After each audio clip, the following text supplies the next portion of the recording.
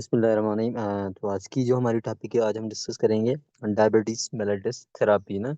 तो diabetes mellitus therapy basically हमने हमने जो है ना स्टार्ट करना होता है कि इसको डायबिटीज़ को कंट्रोल करने के लिए थेरापी यूज़ करें।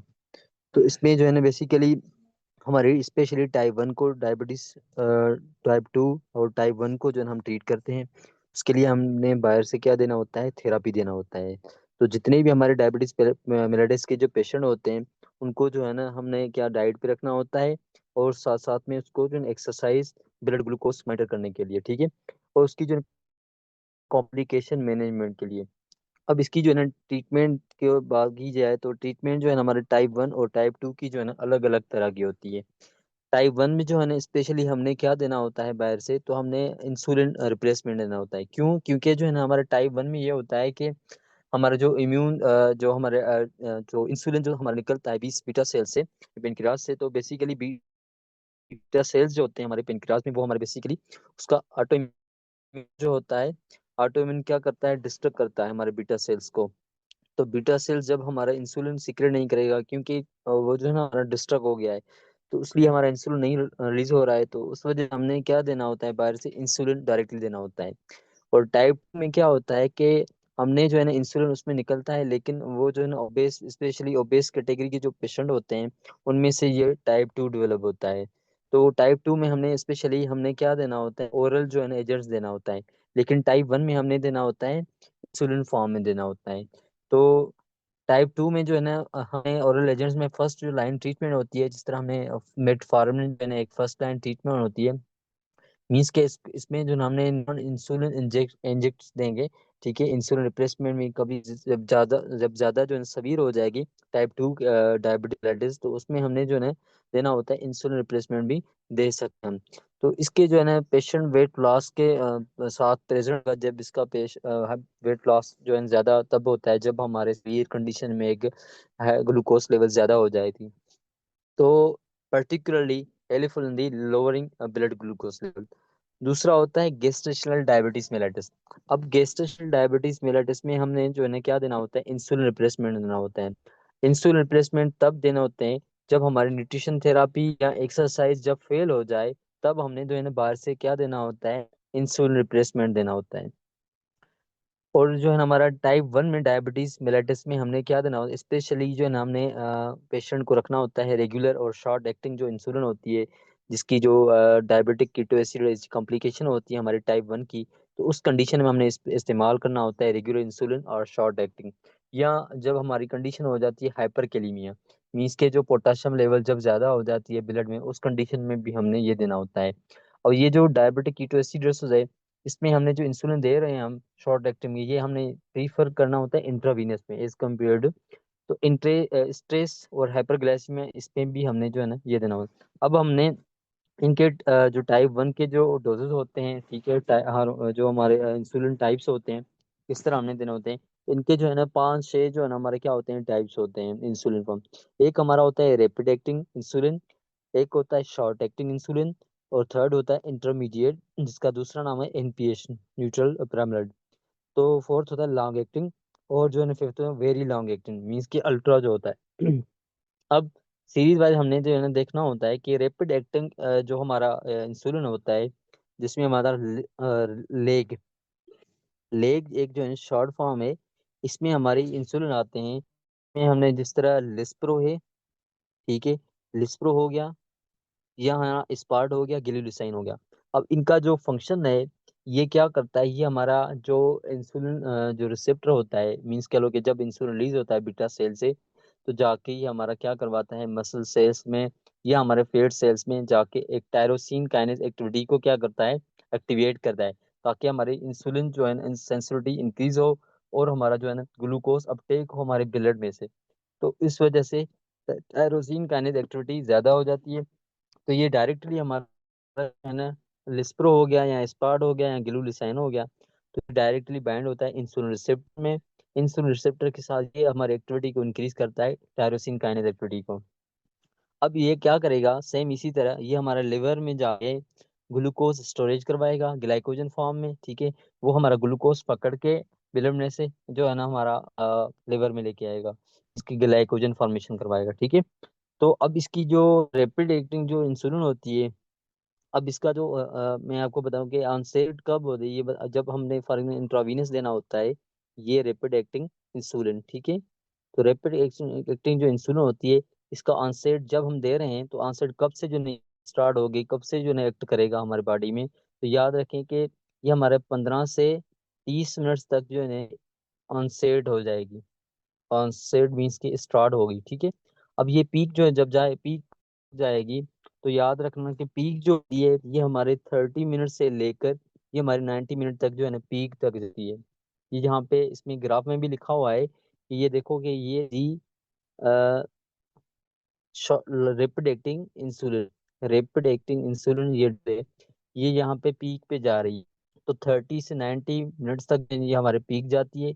और इसका ड्यूरेशन के देखा जाए तो ड्यूरेशन इसका जो है 3 to 5 आवर्स है। ड्यूरेशन कितना है? 3 to 5 आवर्स इसका ड्यूरेशन है। तो यहाँ पे देखो कि ये हमारा जो रेट है, this is the 3 to 5 duration, ये हमारा क्या है, ये रैपिड एक्टिंग इंसुलिन, ये इसका ड्यूरेशन है। इसका जो काम क्या होता है, ये हमारा इंसुलिन रिसेप्टर जाके काम करेगा। ये हमारे जो ग्लूकोज को अपटेक करेगा ताकि हमारा ब्लड में ग्लूकोज लेवल कम हो जाए। अब इसके जो अफेक्ट्स होते हैं, अफेक्ट होते हैं कि ये हमारे हाइपोग्लाइसीमिया करवा सकती है, क्योंकि ग्लूकोज कंटिन्यूसली ये क्या करवाएगी, हमारी ब्लड में से ग्लूकोज अपटेक करेगी, सेल्स में जाएगा ग्लूकोज। तो इस हमारी जो ब्लड में ग्लूकोज लेवल कम हो जाएगी, इसलिए हमारे जो हाइपोग्लाइसीमिया होगी। इस तरह लिपोडिस्ट्रोफी मीन्स के लिपिड की जो नॉर्मल एक होती है, फैट जो अक्यूमुलेशन होती है वो हमारी एब्नॉर्मल हो जाएगी, कहीं पे ज़्यादा होगी कहीं पे जो है ना कम होगी। तो कंडीशन में लिपोडिस्ट्रोफी हो जाएगी और हाइपर सेंसिटिव रिएक्शन एक हो जाएगा। और इसमें जो है ना वेट गेन, स्पेशली हमारा क्या होता है कि वेट गेन एक इसका साइड इफेक्ट्स होता है, ठीक है। तो ये रैपिड इंसुलिन में आता है। अब दूसरा जो इसका होता है शॉर्ट एक्टिंग इंसुलिन, वो क्या होता है? शॉर्ट एक्टिंग इंसुलिन में हमारी होती है रेगुलर इंसुलिन। रेगुलर इंसुलिन जो होती है वो हमने देखना है कि जो वैल्यू है, this is the short acting insulin or the regular insulin, इसका दूसरा नाम है रेगुलर इंसुलिन। इसमें ये इसका जो है ना ऑनसेट ये कब होगी, तो ऑनसेट ये हमारे 30 से ऑनसेट ये कब से स्टार्ट, अगर हमने इंट्रावीनस ये हम दे रहे हैं तो इसका कब से जो है ना बॉडी में एक्ट होगा। 30 से 60 मिनट से ये हमारा क्या हो रही है, स्टार्ट हो रही है। और ये हमारे पीक जो है जब जाए, पीक कब तक जाएगी, तो पीक जो होती है ये हमारे 2 से लेकर 4 आवर तक ये पीक जाती है, ठीक है। मीन्स के इसका ड्यूरेशन पीक तक जो है ये हमारे इतना तक जाती है, ठीक है। सेम इसी तरह ड्यूरेशन की बात जाए तो ड्यूरेशन जो होता है इसका 5 to 10 आवर्स तक ये हमारा इसका ड्यूरेशन हो सकता है। तो यहाँ पे देखो कि ये देखो कि ब्लू जो होती है, this line that indicate 5 to 10 hours तक ये हमारी जो है ना जा रही है। ये हमारा 5 से लेकर जो है इसका ड्यूरेशन है। अब इसका जो क्या काम होता है, सेम इसी तरह ये हमारा मसल्स में जाके इंसुलिन रिसेप्टर पे वर्क वर्क करेगा। इंसुलिन रिसेप्टर से ही हमारा क्या करवाएगा, वो हमारे ग्लूकोज इंसुलिन की एक्टिविटी ज़्यादा करवाएगा। तो हमारे जो है ना ग्लूकोज जो ब्लड में होगा उसको जो है ना पकड़ के हमारा लेके आएगा किसमें, मसल्स में। तो एक ग्लाइकोजन फॉर्मेशन करवाएगा, प्रोटीन सिंथेसिस करवाएगा, स्पेशली हमारी ये होती है शॉर्ट एक्टिंग रेगुलर इंसुलिन। और दूसरा हमारा ये होता है ट्राइग्लिसराइड्स मीन्स के टीजी जो स्टोरेज करवा फैट जो है ना एक्यूमुलेशन करवाती है शॉर्ट एक्टिंग। ये बेसिकली इसमें जो है ना मेन होती है इंट्रा। दूसरा होती है हमारी ये इंटरमीडिएट एक्टिंग।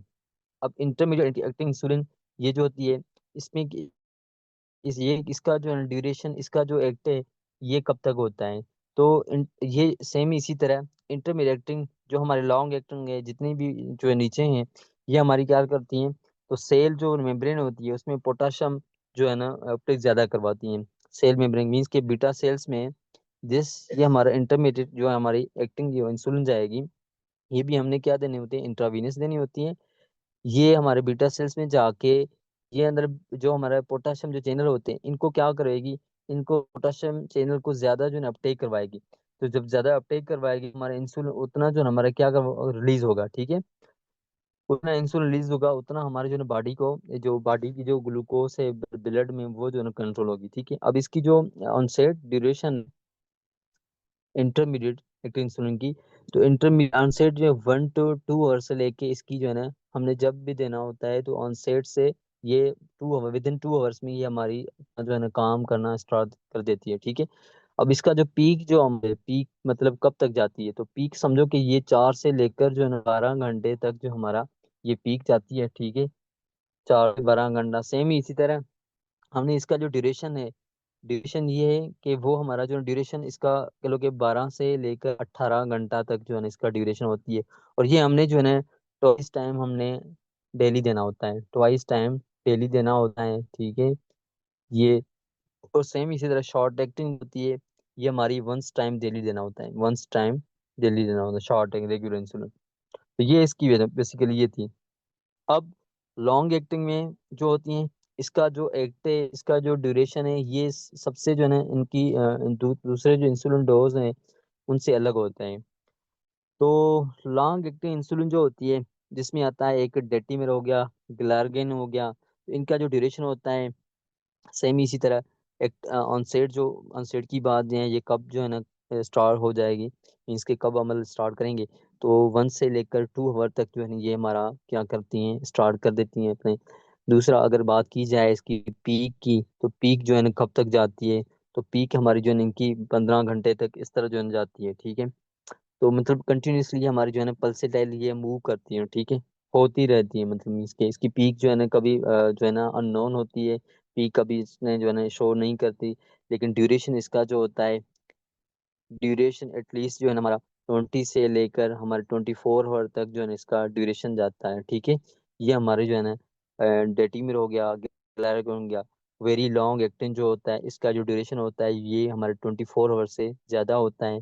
और इसका जो अनसेट होता है विद इन 2 to 3 आवर्स से हमारा अनसेट स्टार्ट होती है। तो ये स्पेशली जो हमारे रैपिड हो गया, शॉर्ट एक्टिंग हो गया, ये स्पेशली हमने देना होता है कि टाइप 1 जो डायबिटिक पेशेंट होते हैं उसमें हमने जो है इस्तेमाल करना होता है, ठीक है।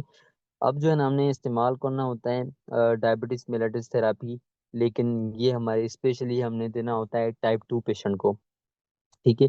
तो बाइकवानाइड जो है ना उसका एक बाइकोनाइड क्लास का एक ड्रग होती है मेटफॉर्मिन, जिसमें हमने जो है ना फर्स्ट लाइन जो ट्रीटमेंट देना होता है, this is the first line treatment, ठीक है।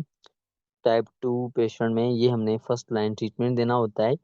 अब ये बेटमार्फिन जब हम देते हैं तो ओरल बेसिकली, और ये हमारे क्या ओरल एजेंट्स होते हैं। ये हमारे माइट्रोकोन्ड्रियल ग्लाइसर 3 फॉस्फेट एक एंजाइम होता है, डीआरएन, एमजीपीडी। तो ये नॉर्मली हमारा इसका क्या काम होता है कि ये हमारा जो हेपाटिक ग्लूकोनियोजेंस होता है ना उसका काम करवाता है, ठीक है।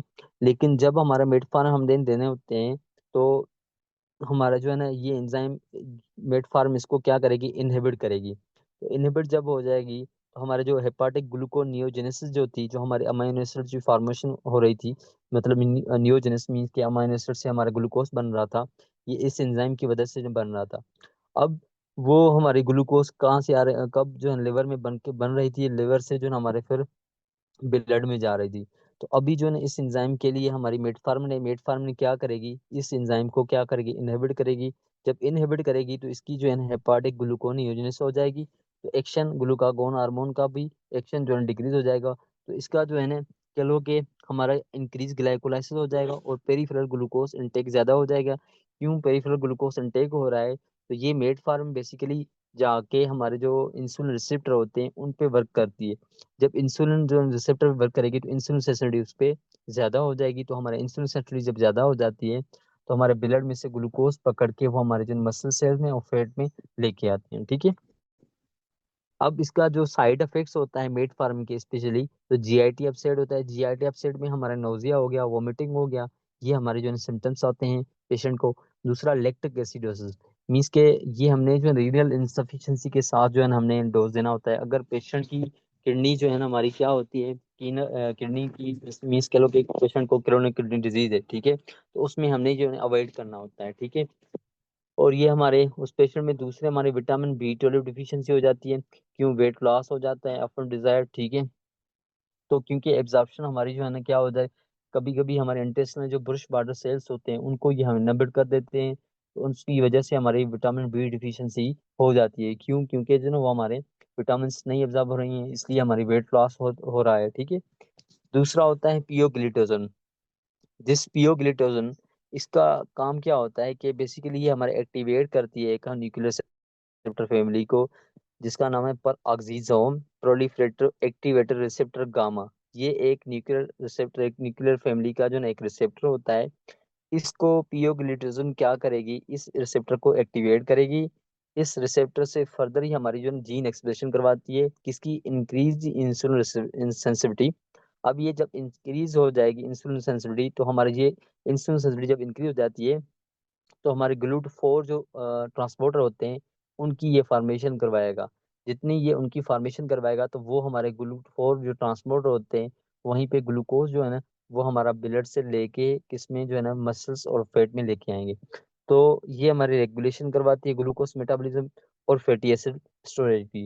अब इसका जो मेन एक एडवर्स इफेक्ट है, तो ये हमारा वेट गेन करवाती है। क्यों वेट गेन करवा रही है? क्योंकि ग्लूट4 जो है कंटिन्यूस हमारे क्या करें, ग्लूकोज अपटेक करेंगे, ग्लूकोज क्या कर रहे हैं, अपटेक कर रहे हैं।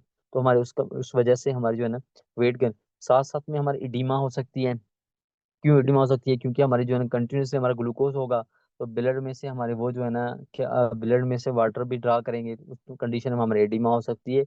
हार्ट फेलियर की तरफ जो है ना पेशेंट की रिस्क जा सकती है, रिस्क ऑफ फ्रैक्चर्स भी हो सकते हैं, कि बोन की जो है ना उसका क्या हो जाएगा, उसकी लॉस हो जाएगा। ठीक है। तो delay onset of action, several weeks के बाद जो है ना उसका एक्शन जो है डिले हो जाएगा। अब दूसरे होते हैं ड्रग्स से इंक्रीज इंसुलिन सिक्रेशन। ये हमारे जो ड्रग्स होते हैं, ये हमारे डायरेक्टली बॉडी में जो हमारे पेनक्रियास का जो पार्ट होता है, बीटा सेल्स, वहाँ पे ड्रग्स बीटा सेल्स पे जाके वहाँ पे ये हमारे क्या इंसुलिन की सिक्रेशन करवाते हैं। उसमें कौन से ड्रग्स आते हैं? तो एक आते हैं सल्फोनाइल यूरियाज। ये हमारे फर्स्ट जनरेशन ड्रग्स होते हैं। उसमें क्या क्या आती हैं? एक क्लोरोप्रोमाइड, ठीक है, ये ड्रग्स होती है। दूसरा होते हैं टोलबुटामाइड। ये दो दो ड्रग्स होते हैं। और सेकंड जनरेशन में हमारे गिलिपिजिडाइड हो गया, ग्लाइब्राइड हो गया, ये हमारे क्या क्लोज करवाती हैं पोटेशियम चैनल को, ताकि पेनक्रियास बीटा सेल्स में मेम्ब्रेन पेनक्रियास जो हमारे बीटा सेल्स की जो मेम्ब्रेन होती है, वहाँ पे जो हमारे पोटेशियम चैनल होते हैं, जब क्लोजर हो जाती है, तो हमारी जो है डिपोलराइजेशन होती है, हमारी कैल्शियम जो है ना इन्फ्लक्स होता है। इन्फ्लक्स होने की वजह से हमारा इंसुलिन क्या हो जाता है, रिलीज होता है सेल से।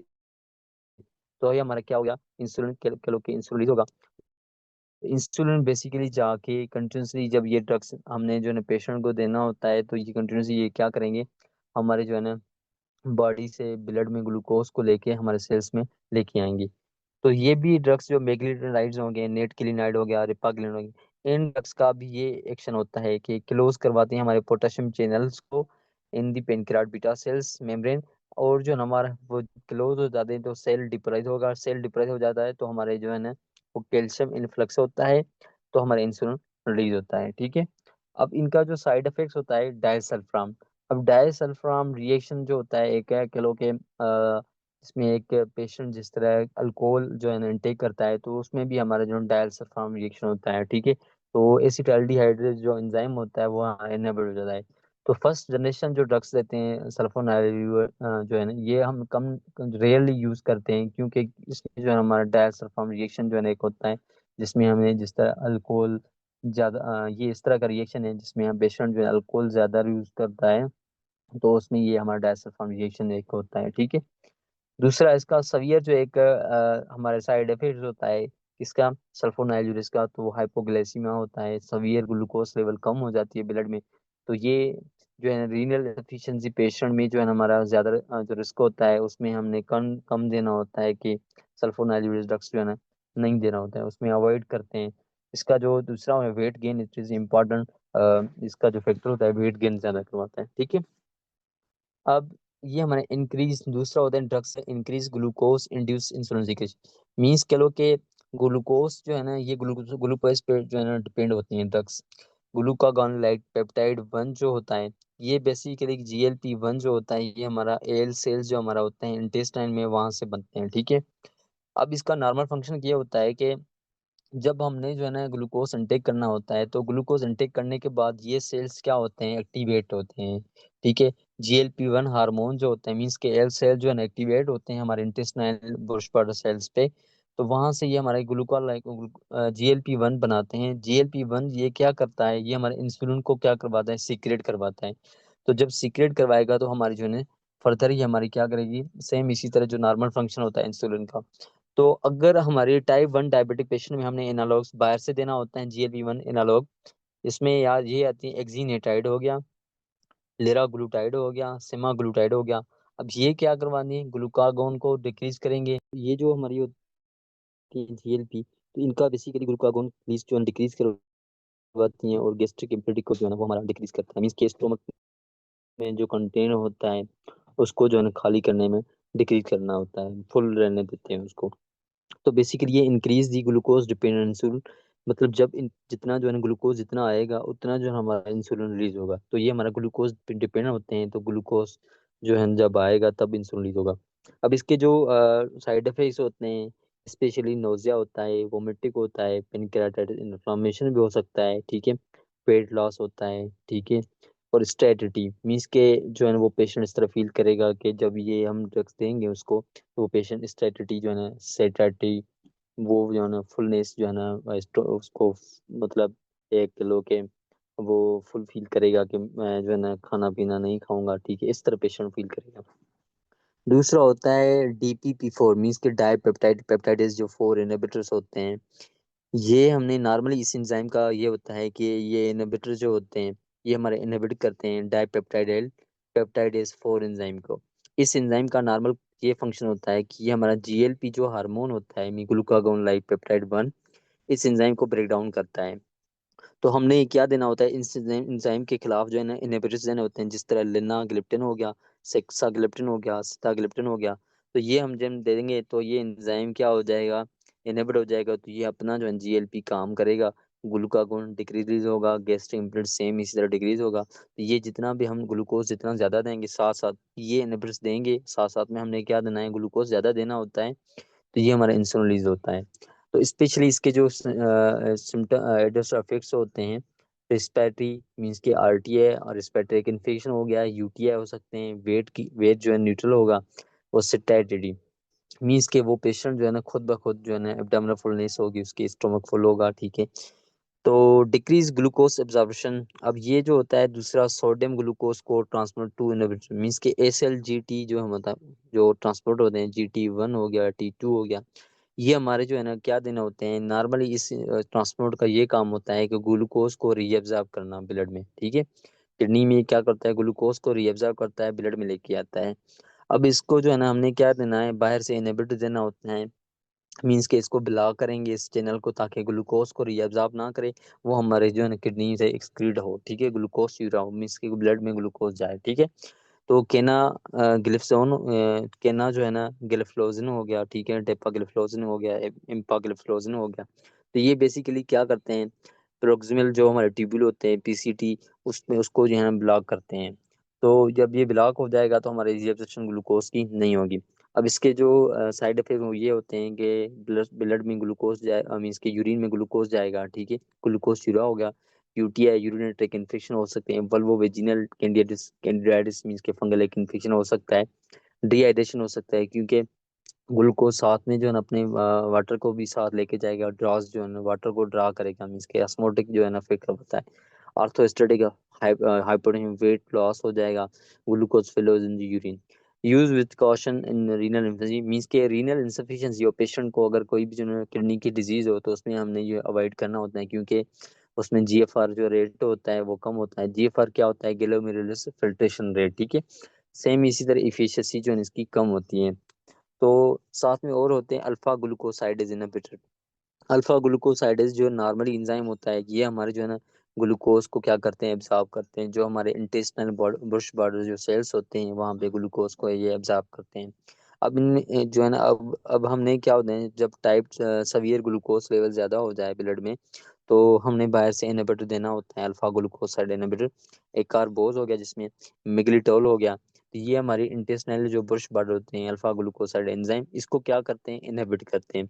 जब इसको इनहिबिट करते हैं तो हमारे कार्बोहाइड्रेट जो हाइड्रोलाइसिस हो जाएगी वो हमारी डिक्रीज हो जाएगी, मीन्स के डिले हो जाएगी, मीन्स के ग्लूकोज जो हमारा हो जाएगा वो एब्जॉर्ब कम होगा, और ग्लूकोज एब्जॉर्प्शन जब कम हो जाएगी तो हमारी पोस्ट प्रांडल हाइपरग्लाइसीमिया भी डिक्रीज हो जाएगी। पोस्ट प्रांडल हाइपरग्लाइसीमिया का मकसद ये है कि जो है ना प्रांडल मीन्स के एक रोटी खाना, रोटी खाने के बाद जो है ना आपकी ग्लूकोज लेवल कम हो जाएगी। तो इसके स्पेशल जो इफेक्ट्स होते हैं, GIT अपसेट और नाउजिया हो गया, वोमिटिंग या ब्लोटिंग, मीन्स के उसका जो है एब्डामिनल फुलनेस फील होगा, एब्डामिनल फुलनेस, ठीक है। तो नॉट रिकमेंड रीनल इंसफिशियंसी, ठीक है। स्पेशली रीनल इंसफिशियंसी में ये हमारे जो है ना अवॉइड करते हैं, ये ड्रग्स देने नहीं देने होती हैं। दूसरा होता है अमाइलिन एनालॉग, जिसमें हमारे होता है पिरामिलिन, ये भी हमारे जो डायरेक्टली हमारे क्या करने ग्लूकागोन को रिलीज को कम कर, ये हमारी अपोजिट फंक्शन होती है। जिस तरह हमारे जो है ना ग्लूकागोन के अपोजिट होते हैं, ये हमारे एक्ट एज इंसुलिन तौर पे काम करती हैं। तो ये जब इंसुलिन के तौर पे जो काम करेगी, इंसुलिन क्या करेगा, इंसुलिन रिसेप्टर हमारे ग्लूकागोन सेल्स पे अल्फा सेल्स पे होता है। तो वहाँ पे जो हमारे ग्लूकागोन को कम रिलीज करवाएंगे। सेम इसी तरह डिक्रीज द गैस्ट्रिक इम्पिडिंग, मीन्स के गैस्ट्रिक का जो कंटेंट होगा वो डिक्रीज खाली होगा, डिक्रीज जो इम्पिडी होगा। और इसके जो साइड इफेक्ट होते हैं, ये हाइपोग्लाइसीमिया होता है, नाउजिया होता है, सेटेटी होता है, इंक्रीज सेटेटी। सेम इसी तरह जो है ना वो उसका जो है ना गैस्ट्रिक कंटेंट फुल रहेगा। तो ये थी जो है ना आज की हमारी जो है ना टॉपिक्स, आज हमने ये डिस्कस किया। ठीक है।